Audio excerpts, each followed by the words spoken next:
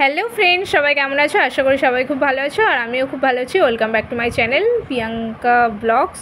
তো দেখো, আমি চাঁপাপুকুর স্টেশনে ফাইনালি চলে এসেছি। দুটো ব্যাগ হয়েছে আর আজকে বেরিয়ে যাচ্ছি। তো বাড়ি থেকে বার হওয়ার সময় আমাদের চাঁপাপুকুর রাস্তার গাড়ি পেয়ে গেছিলাম একটা, কারণ ফার্স্ট সেমিস্টারদের পরীক্ষা হচ্ছে ওই জন্য। তো শিয়ালদায় ফাইনালি চলে এসে আমরা ট্যাক্সিতে উঠে গেছি, আমি, প্রীতমদা, নেহাদি।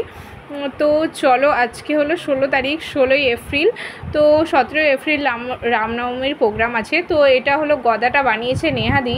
তো কেমন হয়েছে কিন্তু কমেন্টে জানিও। শোলার কাগজ দিয়ে আর হলো মধ্যে লাঠি টাটি দিয়ে বানিয়েছে, আইডিয়া করে বলতে পারবো না কেমন করে বানিয়েছে, যেহেতু নেহাদি করেছে ওই জন্য।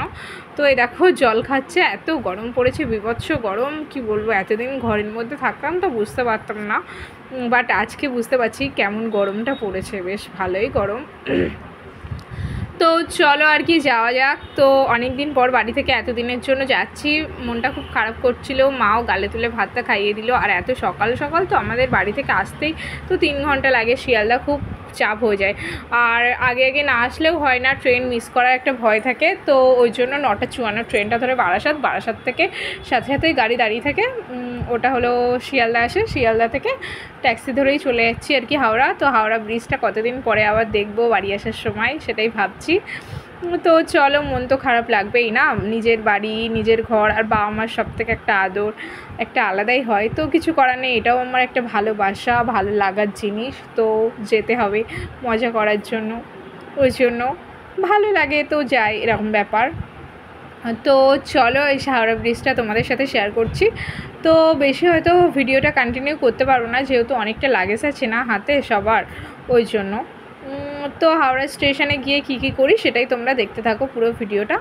আর হাওড়া ব্রিজ কে কে ভালোবাসে সেটাও কিন্তু কমেন্টে জানিও। তো আজকেই সবাই বেরিয়ে যাচ্ছে 16 তারিখ, কারণ 17 তারিখ থেকেই রামনবমী, তারপর দিন থেকে আবার ইভেন্ট শুরু 18 তারিখ থেকে। তো 28 তারিখ পর্যন্ত অনেকেরই ডেট দেওয়া আছে, ওই জন্য সবাই আর কি বেরিয়ে যাচ্ছি। তো চলো দেখতে থাকো। এসে ফাইনালি আমরা হাওড়ায় পৌঁছে গেছি, পৌঁছে গিয়ে আর কি ভিতরে ঢুকে যাচ্ছি। তো সবাই, অনেকেই এসে গেছে, আবার অনেকে আসেনি, যেহেতু আমরা 12:30টার দিকে ঢুকে গেছি, সবার আগেই পৌঁছে গেছি। 2:05 আমরা জনশতাব্দী ধরবো হাওড়া থেকে।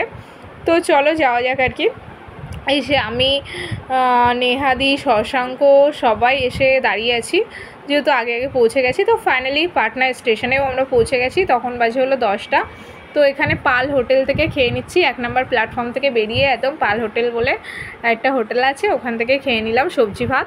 তো এটা রামনবমীর প্রোগ্রামে আমি কালী হয়েছিলাম, আর ওই দাদাটা হয়েছিল হনুমান, আর শিব, পার্বতী, রাধা, কৃষ্ণ এসব হয়েছিলাম। তো ভীষণ ভীষণ আনন্দ করেছি। তো ভিডিওটা কেমন লাগলো, আশা করি সবার খুব ভালোই লেগেছে। আর ভালো লাগলে লাইক, কমেন্ট, শেয়ার আর সাবস্ক্রাইব করতে ভুলো না। আর দেখা হচ্ছে আবার নতুন কোনো ভিডিওর সাথে। তোমরা সবাই খুব ভালো থেকো। তো এসে হনুমান হয়েছিল যে দাদাটা, সেটা বলছিল, আর এটা রাম আর সীতা হয়েছিল। তো চ্যানেলটাকে সাবস্ক্রাইব করো, লাইক করো, কমেন্ট করো। টাটা।